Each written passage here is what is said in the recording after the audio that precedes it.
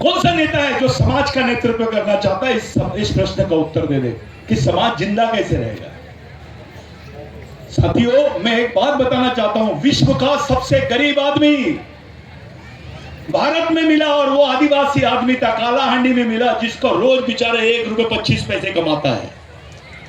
1 रुपए 25 पैसे में कैडबरी की चॉकलेट नहीं आती है। रोटी कैसे आएगी मेरे भाई? वो जिंदा कैसे रहेगा? इस पर बात करो। ये समाज की हालत क्या होने वाली है, आप लोगों को याद रहना चाहिए कि मेरे बच्चे, जो मैं हाल में जी रहा हूं, मेरे बच्चों का क्या होगा।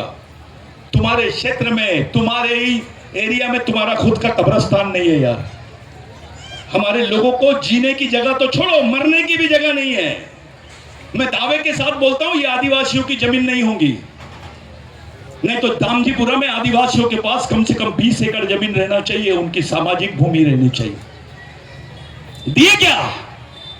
इसलिए नहीं देते क्योंकि तुम इकट्ठा होना नहीं चाहिए, तुम संगठित होना नहीं चाहिए। अगर सरकार नहीं दे रही है तो हमारा काम है समाज के पैसे से वो जमीन खरीदे और अपने समाज की बुनियाद रखे। बिरसा मुंडा की 2 बात मैं क्यों बताना चाहता हूं, तुमको मालूम रहना चाहिए। हमारे लोगों को लोग हंसते हैं। आदिवासी महुए की दारू पीते हैं करके महुए के झाड़ की पूजा करते हैं। ये आम लोगों के बीच में डाला जा रहा है। यहाँ के आराज महाराज जो है, रामदेव बाबा, इस टाइप के लोग भी बोल रहे हैं। रामदेव बाबा को बोलो आदिवासी महिला के जैसा 6 फीट का गड्ढा खोद दे, वो रामदेव बाबा नहीं रहेगा, कामदेव बाबा हो जाएगा।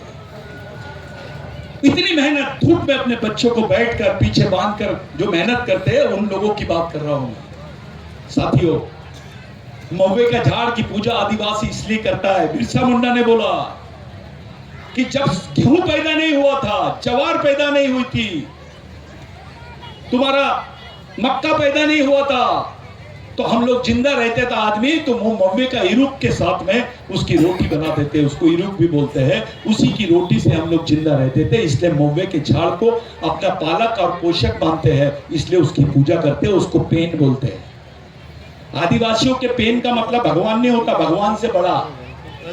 पेन जो है ये भगवान से बड़ा है। मैं ये बोलता हूं पूरे देश में, इस देश में भगवान पैदा नहीं हुए थे तब से आदिवासी रहते हैं। ये सच्चाई है, ये इतिहास है, और सब लोग आदिवासियों के वंशज हैं। मेरे भाइयों, एक खास बात जाते जाते बताना चाहता हूं। कुछ लोग बोलते थे बिरसा मुंडा ने क्रिश्चियन धर्म लिया, कोई बोलता था बिरसा मुंडा ने हिंदू धर्म लिया, वैष्णवी धर्म लिया। गलत बात है। बिरसा मुंडा ने क्रिश्चियन धर्म लिया, उसको भी छोड़ दिया। हिंदू धर्म लिया, वैष्णवी धर्म लिया, उसको भी छोड़ दिया। आदिवासियों में जो धर्मों की बात करते थे उसको भी छोड़ा, और एक ही बात बोला, गुलामों का कोई धर्म नहीं होता। गुलामों का एक ही धर्म होता है, संघर्ष, संघर्ष और संघर्ष। बिरसा मुंडा ने बोला, लड़ाई के मैदान पे अगरबत्ती लगाने से तुम्हारे अधिकार मिलेंगे नहीं, तुमको लड़ना ही पड़ेगा। जो लड़ेगा नहीं वो बचेगा नहीं, ये बिरसा मुंडा ने बोला है। अगर लड़ोगे नहीं तो बचोगे नहीं। लड़ने के लिए तुमको एक जगह आना पड़ेगा। अकेले रहोगे तो मारे जाओगे, कुत्ते की मौत। समाज के सामने अधिकारी हो, नेता हो, या वो समाज का मजदूर हो, सब एक जैसे है। उनको एक जगह रहना उनका समान स्टेटस है, समान उनकी मर्यादा है। साथियों, समाज सबसे बड़ी चीज है। टंटा भील जब गुजर रहे थे, उनको फांसी दे रहे थे जबलपुर जेल में। साथियों, ये बात सुनो, टंटा भील को जब फांसी दे रहे थे तो उनके परिवार के लोगों को खड़ा किया गया। उनको पहचान नहीं पाया टंटा भील। 23 साल बाद में अपनी बहन को, अपने लोगों को देख नहीं पाया। खुद की बहन खड़े रहने के बाद बोले, साहब मैं इनको नहीं पहचानता। तो आप क्या जानते हो, आप क्या चाहते हो? अभी तो आपको फांसी लगने वाली है। तो टंटा भील ने बोला, मैंने पूरी जिंदगी समाज के लिए दिया हूं, मैं अपने समाज को अपना भगवान मानता हूं, आप मेरे को एक बार मेरे भगवानों के दर्शन करा दो। तो जेल के ऊपर खड़े करके कम से कम 5 लाख लोग जबलपुर जेल के बाहर में खड़े थे, टंटा भील के लिए आंसू बहा रहे थे। वो लोगों का दर्शन किया, टंटा भील ने नमन किया और बोला, मैं जितने बार भी पैदा होगा समाज के लिए ही मरूंगा। कौन बोलता है ये? कौन बोलता है? अपने समाज को भगवान से बड़ा माना टंटा भील ने। आपको भी मान के जीना पड़ेगा। साथियों, बिरसा मुंडा का एक आखिरी बात बता देता हूं। मैं शायद ज्यादा बोल रहा हूं, अनुमति शायद मैं बोल देता हूं 5 मिनट और। एक बार तूफान आ रहा था, जिसको आज अपन भगवान राम का मंदिर जानते, उस वक्त जगन्नाथ का मंदिर सबसे प्रसिद्ध मंदिर था। तूफान आ रहा था, इधर लोग भाग रहे थे, पानी आ रहा था, और जगन्नाथ के मंदिर के सामने कुछ सुअर और सुअर के बच्चे फुटर रहे थे। गोंडी में सुअर को बोलते पत्ती, अपन पत्ती इन तोड़ा मत। तो वो लोग फुटर रहे थे और बिरसा मुंडा को अच्छा नहीं लगा। बिरसा मुंडा ने क्या किया, जगन्नाथ के मंदिर का ताला तोड़ दिया और पूरे सुअर के बच्चों को अंदर कर दिया। दूसरे दिन हंगामा मच गया कि भगवान ने, ये बिरसा मुंडा ने भगवान को अपवित्र कर दिया, सुअर के बच्चों को डाल दिया। अब बिरसा मुंडा को उसकी सजा होनी चाहिए। तो दूसरे दिन पूरे पंडे खड़े हैं और बिरसा मुंडा जी को बुलाया गया। बिरसा मुंडा ने बोला, मैं ठीक है, मेरे को सजा माफ कर देना या मेरे को दे देना आप पर है, लेकिन मेरे 3-4 सवालों का जवाब दो। पहला सवाल बिरसा मुंडा ने किया पंडों से, सूरज को किसने बनाया? तो पंडे बोले ऊपर वाले ने। फिर बिरसा मुंडा ने बोला, इस झाड़ को किसने बनाया? तो बोले ऊपर वाले ने। फिर बिरसा मुंडा ने बोला, तेरे को किसने बनाया? तो बोले ऊपर वाले ने। फिर बिरसा मुंडा ने पूछा, सुअर को किसने बनाया?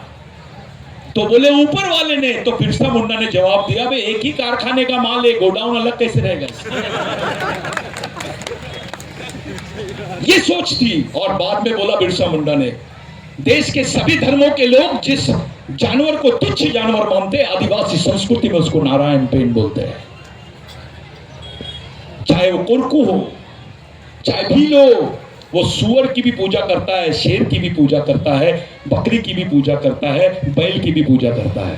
हमको समझा रहे हैं भैया, सब लोग बोल रहे हैं, मैं किसी के खिलाफ में नहीं बोल रहा, लेकिन इसका लॉजिक है। सब बोलते गाय हमारी माता है, उस वक्त भी चल रहा था ये बात। बिरसा मुंडा ने बोला है, अगर गाय हमारी माता है तो भैंस का दूध किधर जाता है? अगर गाय माँ है तो भैंस बड़ी माँ है, क्योंकि वो काली है, तुम उसको माँ नहीं बोल रहे। अबे माँ तो माँ होती है, चाहे गोरी रहे या काली रहे, माँ तो भगवान से बड़ी चीज है। ये बिरसा मुंडा ने बोला। ये तत्व ज्ञान आपको मालूम होना चाहिए। मैं ऐसे भगवान को नहीं मानता जो पंडितों की मानता है, मैं ऐसे भगवान को पंडितों के घर का कुत्ता समझता हूं। ये बात बिरसा मुंडा ने बोला है। बिरसा मुंडा का आपने पुतला बिठा दिए, टंटा भील का पुतला बिठा दिए, लेकिन उसके पीछे का आपको करंट नहीं मालूम। ये 440 वोल्ट का करंट है। ये जीना नहीं, जीना तो सिखाते ही सिखाते, मरना भी सिखाते हैं। ये बाबा साहब ने उंगली दिखाया, समझ लेना। बाबा साहब के जीवन से हम क्या मिल सकता है हमको? बाबा साहब ने जो दीक्षा लिया बौद्ध धर्म की नहीं, धम्म की। अभी बौद्ध लोग भी बोल रहे हैं कि नहीं नहीं हम तो बौद्ध है। अबे पहले दलित है, महारे पहले अम्बेडकराइट है। अगर बाबा साहब की विचारधारा तुम्हारे दिमाग में नहीं रहेंगी तो इस देश में रोटी भी नहीं मिलेगी तुमको। उन विचारों का हमारे दिमाग में होना बहुत जरूरी है। भूखे रहेंगे चलेगा, लेकिन विचार रहेंगे तो कहीं से भी पैदा कर लेंगे। लेकिन अगर तुम्हारा दिमाग खराब हो जाएगा, खुद का औलाद तुमको बोलेगा मेरा बाप पागल हो गया, पागल खाने में भर्ती कर दे। सब पूरा काम विचारों से है साथियों, और विचारों के कारखाने की जरूरत है। विचारों का कारखाना यानी ट्रेनिंग सेंटर, सामाजिक प्रशिक्षण केंद्र, सामाजिक अधिकारों का प्रशिक्षण, सामाजिक संस्कृति का प्रशिक्षण, सामाजिक विशेषज्ञों का प्रशिक्षण, सामाजिक संस्कृति का प्रशिक्षण। ये प्रशिक्षण देना पड़ेगा। मिलिट्री में जाते हैं तो उनको पहले ट्रेनिंग देते हैं, पुलिस बनते हैं तो पहले ट्रेनिंग देते हैं, अगर वो डॉक्टर भी बना है तो पहले ट्रेनिंग करता है, वकील भी है तो पहले ट्रेनिंग करता है। उसी तरीके से समाज में भी समाज का काम करना है तो पहले ट्रेनिंग दो उसको। एक नेता बनाओगे तो 5 साल काम देगा, कितने साल? लेकिन एक सामाजिक कार्यकर्ता बनाओगे तो जिंदगी भर काम करेगा वो समाज के लिए। इसलिए परमानेंट काम करो, टेम्परेरी काम मत करो। कहीं पे भी रहो, किसी भी पार्टी में रहो, लेकिन अपने कौम से गद्दारी मत करो। अपने जैसे दलित है, बहुजन है, ब्राह्मण है और मजदूर है, कोई भी रहे वो, उसको बोलो बेटा ये विचारधारा से मैं चल रहा हूं, मेरे साथ तू भी आ। लड़ेंगे तो बचेंगे, नहीं लड़ेंगे तो मरेंगे। साथियों, मैं आप लोगों का बहुत बहुत धन्यवाद देना चाहता हूं। किसी दिन और मैं आऊंगा, लेकिन मैं प्रशिक्षण शिविर में आप लोगों के लिए आऊंगा।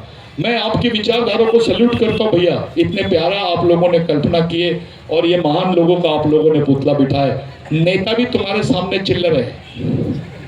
तुम बहुत बड़े नेता हो, सामाजिक नेता हो, परमानेंट नेता हो, टेम्पररी 5 साल वाले नहीं है तुम। आदिवासियों के घरों में एक बीमारी लग गई है, जिसको थोड़ा ज्यादा बोलना आता है सफेद कपड़े पहनना शुरू कर देता है। ये बीमारी टीबी से ज्यादा खतरनाक है। ये बीमारी से बचो। समाज को नेता नहीं, कार्यकर्ता होना, नौकर होना। अधिकारियों को समझाओ।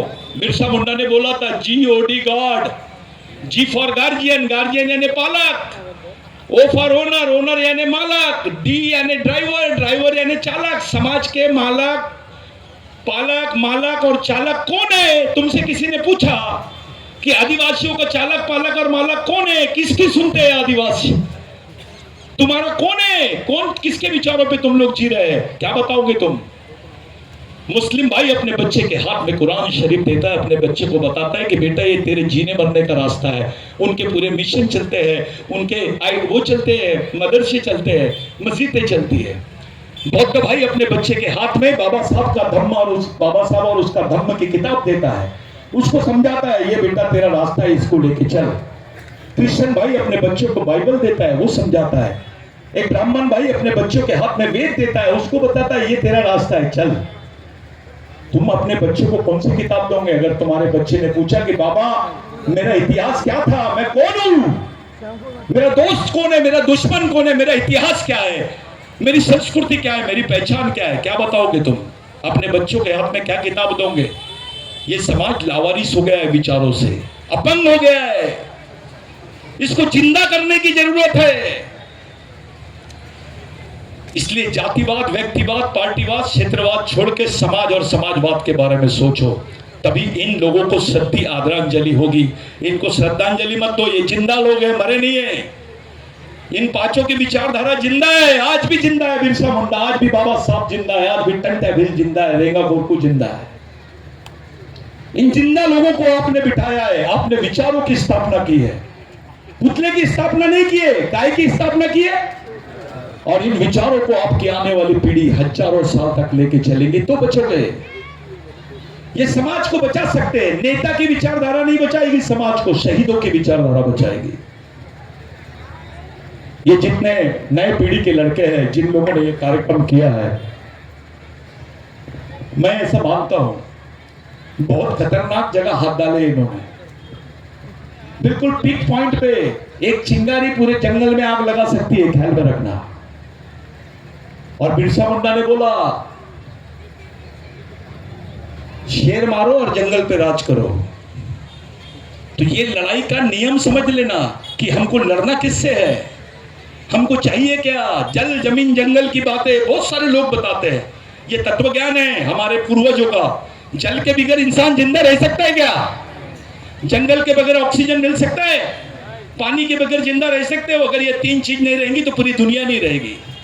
इसलिए जल जमीन जंगल को आदिवासी अपना पेन मानते हैं, अपना भगवान मानते हैं। किसी दिन और बात करेंगे। मेरे को आप लोगों ने बुलाया, सम्मान दिया, मेरे साथ में इतने लोग, हमारी महिलाएं बैठी है, इनके लिए भी जोरदार तालियां हो जाए। ये सब लोग बहुत सम्मानीय लोग हैं। मेरी एक आप लोगों से प्रार्थना है, शायद आपने किए नहीं किए, 2 मिनट के लिए अपनी जगह पे खड़े हो जाओ। जिन संगठनवाद, नेतावाद ये नहीं होना चाहिए। तुम किसी भी पार्टी में रहो, समाज की बात और समाजवाद को सामने लाना चाहिए। आपको एक समाज को एक जगह कैसे लाएंगे इसके बारे में सोचना है।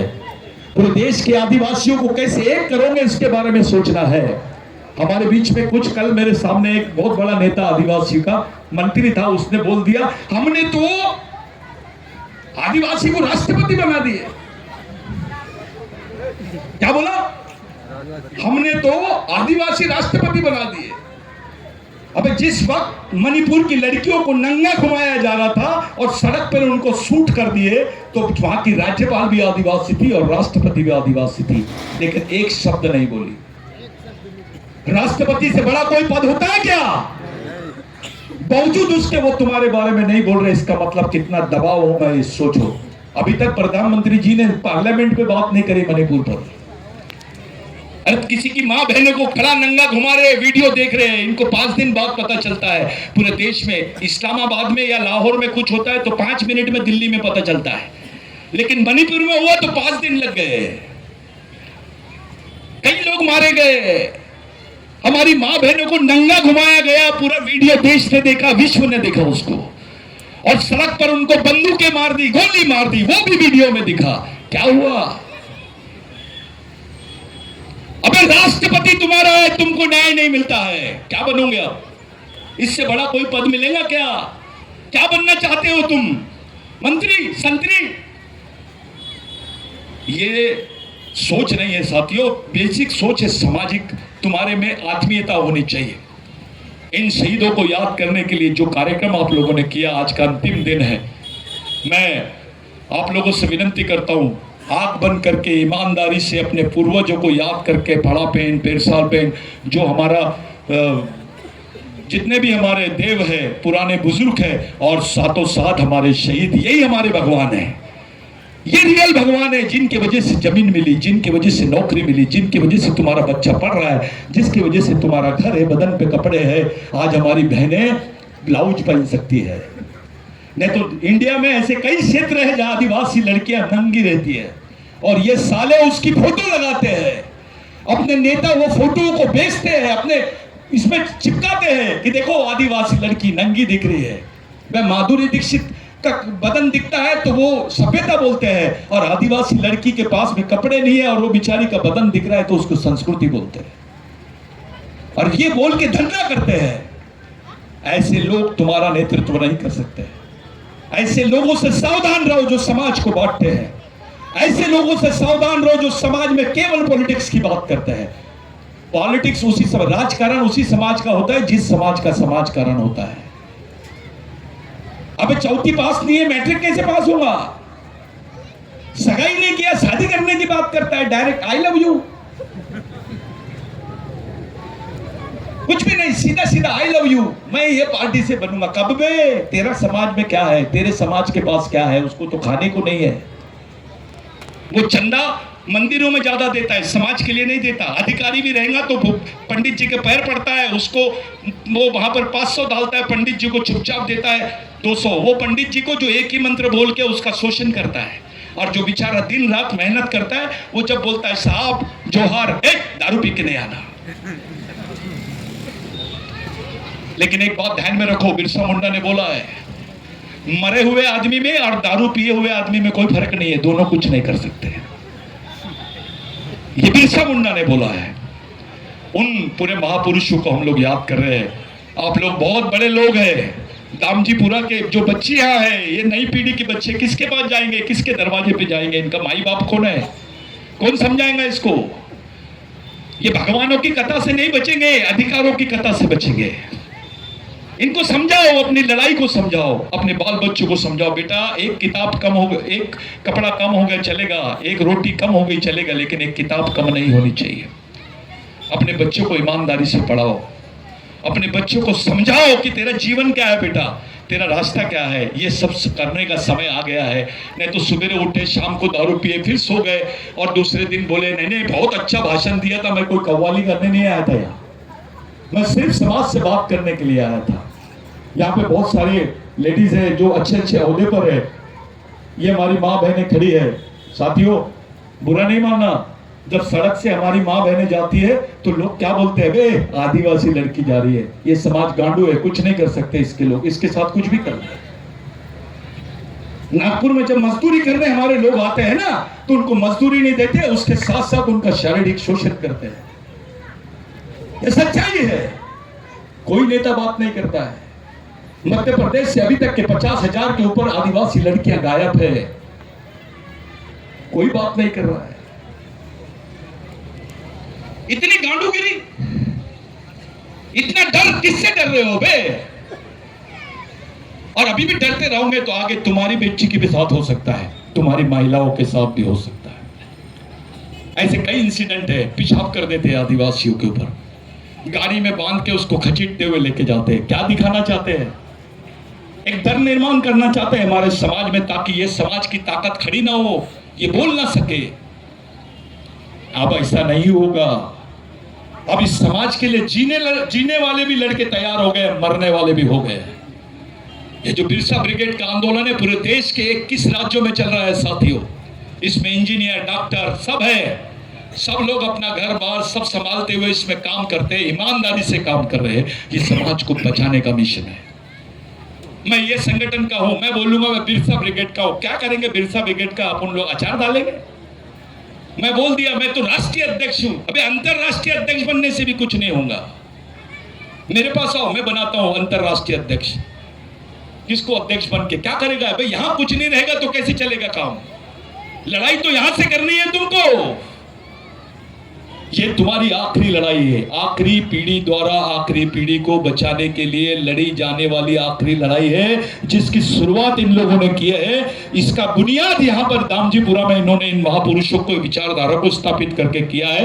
ये तुम्हारे सच्चे नेता है, इनके लिए तालियां बजाओ। और 2 मिनट का सब लोग अपनी जगह पे खड़े होकर नीची मुंडी डालेंगे, मौन धारण करेंगे, उनके लिए सम्मान में उनको आदरांजलि देंगे और ये प्रतिज्ञा करेंगे, कसम खाएंगे कि अब समाज के साथ समझदारी और ईमानदारी से जिएंगे हम। अब तक के जो हो गया, लेकिन आने वाले समय में हम अपने बच्चों के लिए, अपने परिवार के लिए, अपने समाज के लिए और अपने समाज के महापुरुषों की विचारधारा के लिए जिएंगे। ऐसा आप लोग प्रण करो। ऐसी सब लोग मिलकर हम लोग कसम खाएंगे और उनको सही आदरांजलि देंगे, क्रांतिकारी आदरांजलि देंगे। ऐसी विनंती करता हूं। नीचे मुंडी डाल के आंख बंद करेंगे, मौन धारण शुरू करेंगे। शुरू कर।